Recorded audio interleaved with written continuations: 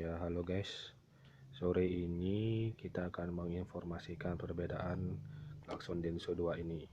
Nah, dari tulisannya aja bisa dilihat ya. Nah, yang ini model ini nih waterproof, sudah jelas ya tulisannya waterproof. Berarti yang ini tidak waterproof. Ini barangnya. Nah, ini yang tidak waterproof. Dia di depannya langsung bolong begini.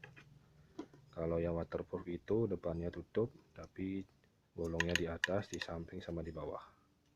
Kita coba cek suaranya ya satu persatu.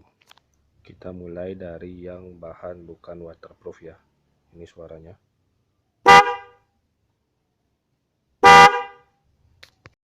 Sekarang kita coba yang waterproof. Yang ini ya, tutupnya depan tutup.